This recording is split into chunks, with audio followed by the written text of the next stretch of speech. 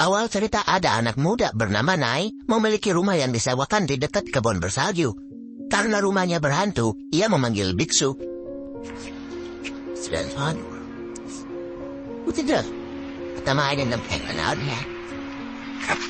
Setelah si biksu datang bersama muridnya, Nai menceritakan sedikit tentang rumahnya jika ada hantu Jepang yang mengganggu orang-orang yang menginap. Kemudian si biksu berjalan beberapa langkah dan langsung mual. Bukan karena terkena aura negatif, tapi kebanyakan mabok.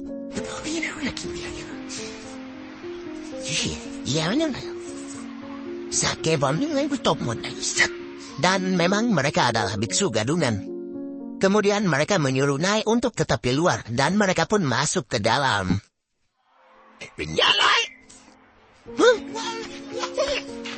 Di dalam mereka bersantai, ngelama-lamain agar dikira lagi ngusir hantu. Tiba-tiba terdengar suara krep-krep.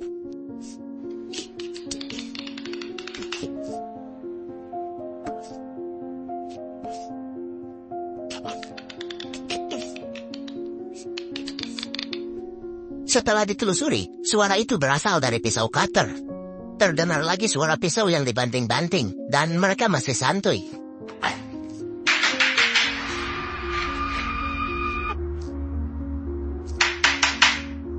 Di sini muridnya malah kebelet kencing. Terdengar lagi suara wanita lagi marah-marah. Si biksu mulai ketakutan. Kemudian ia mengambil sapu ijuk, lalu mengepet-ngepetkan ke arah suaranya. Dan suaranya menghilang. Tapi saat dikepetkan ke arah lain, seperti ada benda yang menahannya. Si murid yang baru keluar kamar mandi, langsung kaget melihat ada kunti bertopeng. Saat si kunti mendekatinya, si murid langsung berdoa.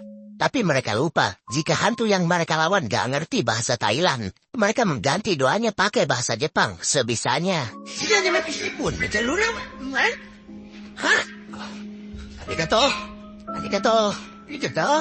Tiba-tiba kuntinya ada di belakang si biksu sambil menusuknya.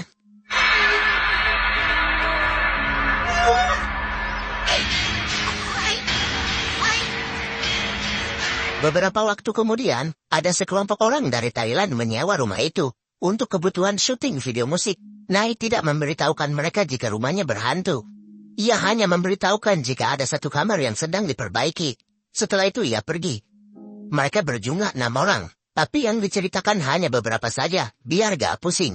Ada Beler, si Gondrong, Iyok, Inat, Iget, dan si Aep. Di sore harinya mereka mencari lokasi yang bagus untuk syuting. Yang berjaga rumah hanya Iyok dan Iget. Saat Iyok sedang di kamar, ia diganggu tuyul lari-larian gak jelas. Dia ketakutan dan lari ke kamar Iget, malah melihat wajah temannya lagi dicoret-coret si tuyul.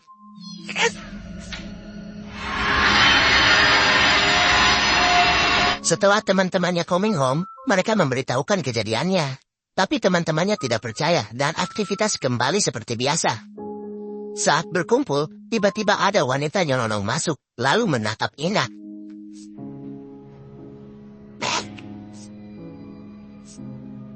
Wanita itu bernama Ros. Ia mengira jika Inat adalah kekasihnya, karena wajahnya mirip. Di sini Ros memberitahukan jika dia juga tinggal di rumah ini. Awalnya mereka ingin menanyakan tentang Ros pada Nai. Tapi dicegah oleh si Beler. Beler ingin mengajak Ros ikut syuting, dan ajakannya berhasil. Ros mau ikut ambil peran di video musik mereka, dan berduet dengan Inat. Cek, Nana, I'm Holiang, Hoi Hawi, here, cut.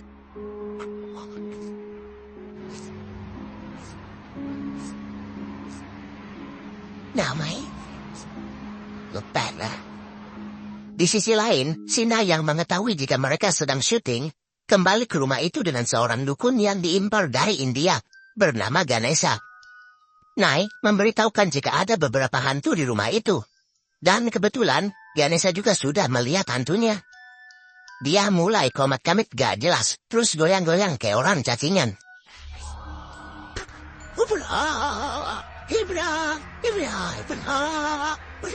Teman kita ikut bertiga berpeluang pada pedek terima kenapa dukun TikTok jadi keinget si Samle di video sebelah.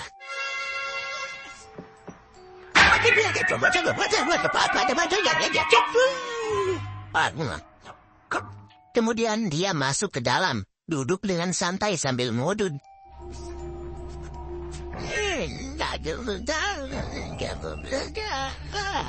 Muncullah tuyul gabut dari arah pintu dengan imutnya. Kali ini muncul emaknya.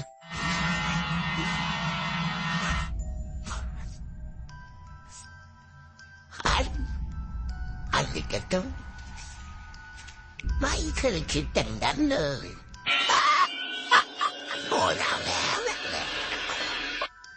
Malamnya setelah mereka kembali, Inak dan Ross semakin dekat, bahkan mulai curhat-curhatan. Setelah mereka semua tidur, Ross bermimpi diserang kunti bertopeng, dan lukanya berbekas di tangannya. Di pagi harinya, ternyata mereka semua dihantui. Muka mereka dicoret-coret si tuyul.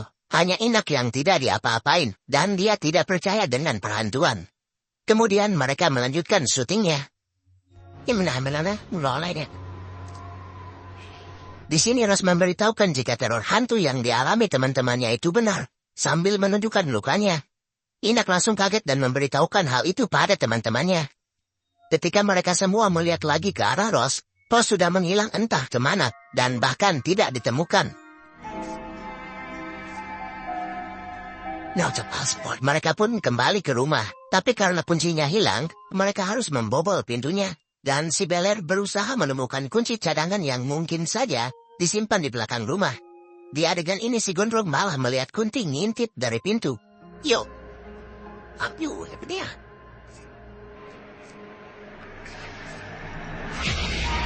Satu persatu mereka pun kabur. Nah, ternyata si Beler juga melihat sesuatu dari jendela belakang rumah. Sesuatu yang sangat menyeramkan di dunia perhororan. Dia melihat tuyul sedang make upan.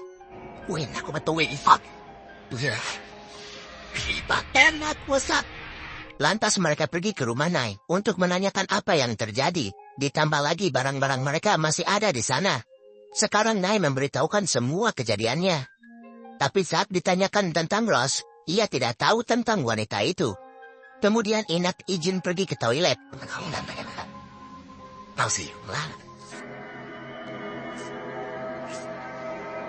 Dan di sini, ia melihat ruangan yang ada wanita terbaring koma, sedang dirawat. Datang Nai yang mengagetkannya. Lalu memberitahukan jika itu adalah keponakannya. Koma karena kecelakaan saat bermain ski. Kemudian Inak berkumpul lagi dan tidak memberitahukan hal itu. Karena barang-barang mereka masih tertinggal, Nai memanggil seorang polisi, yang sekaligus ahli spiritual untuk menemani mereka, bernama Unkuru. Keesokannya mereka berada di depan rumah itu. Keluar Unkuru cuma pakai kancut sambil payungan yang ditempeli jimat. Kepercayaannya, jika cuma pakai kancut, para hantu tak akan bisa melihatnya. Ia masuk ke dalam dan langsung melihat si Kunti lagi masak. Dan secara tiba-tiba, si Kintil ada di depannya.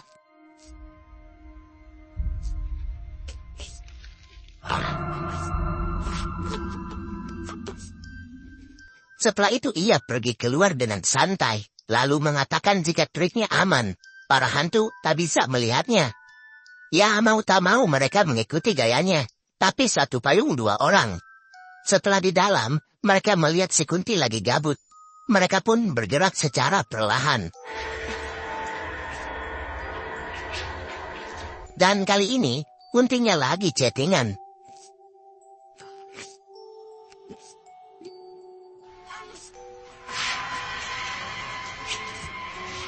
Wande, mereka segera ke ruangan atas. Setelah barangnya diambil, mereka turun satu persatu.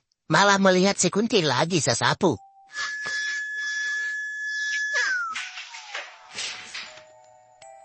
Ketika si Beler yang turun, ia malah bingung melihat ada Kunti beberes rumah. Lalu dia mendekatinya dengan muka tangil.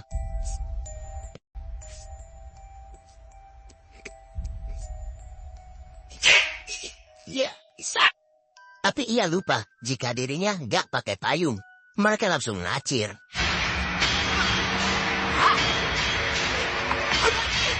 Di perjalanan menuju bandara, tiba-tiba Inak putar arah dan pergi ke rumah Nai lagi.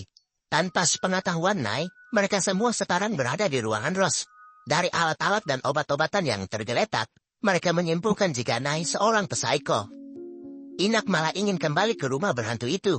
Dia yakin jika jiwa Rose tertinggal di sana.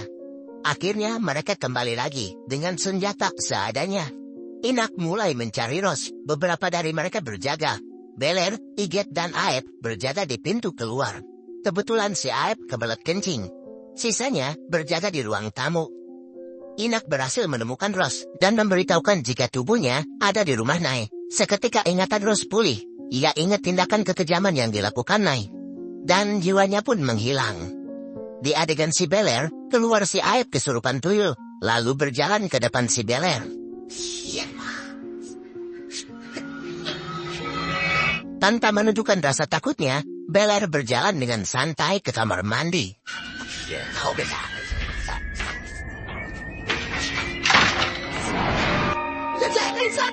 Di sini Iget lari ke teman-temannya yang ada di ruang tamu, malah melihat para kunti sedang ngegibah.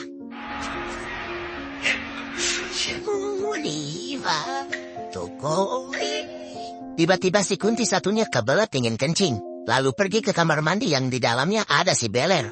Si kunti menggedor pintunya sambil ngomel-ngomel pakai bahasa Jepang. Si Beler tak mau kalah, dia balas omelannya.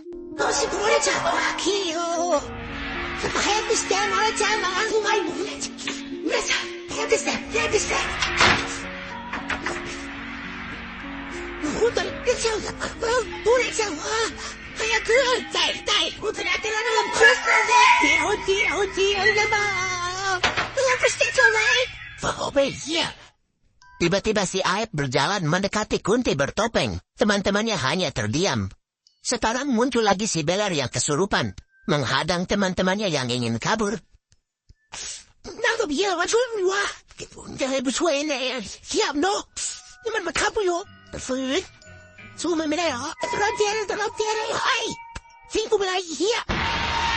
Mereka semua sudah tersudut.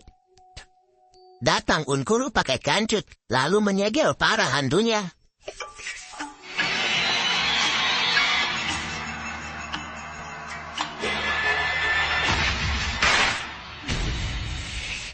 Semua sudah kembali normal.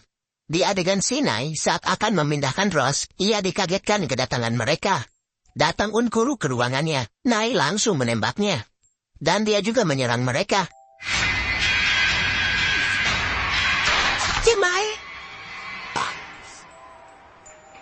Beler pun tertembak.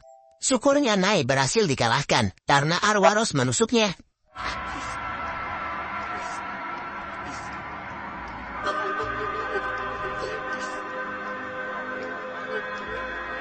Di akhir film Beler selamat dan Inak yang sudah jatuh cinta pada Rose, dia sering mengunjungi rumah itu yang sekarang diurus oleh orang lain. Dan film pun tamat.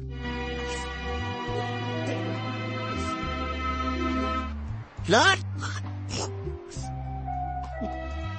Di akhir video ada 2 penjelasan hanya untuk kalian yang penasaran. Pertama tentang Rose. Rose orang Thailand yang berlibur di Jepang untuk melepaskan kesedihannya karena kekasihnya selingkuh.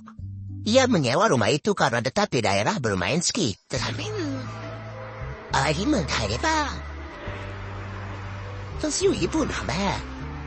Tak disangka, ternyata Nai memiliki niat buruk. Ia mencampuri minumannya dengan obat bius. Setelah tak sadarkan diri, ia dibawa ke rumahnya dan memfoto setiap jengkal tubuhnya. Sepertinya Nai memiliki kelainan. Kalau tentang kunti bertopeng dan tuyul itu, mereka sebenarnya anak dan ibu. Karena suatu masalah yang tak dijelaskan di filmnya, sang ibu menjadi gila, lalu membunuh anaknya sendiri. Setelah itu sang ibu bunuh diri. Dari keseluruhan filmnya, komedinya dapet. Gak terlalu romantis juga. Horornya ngena, lumayan ngena, campur lucu. Thank you.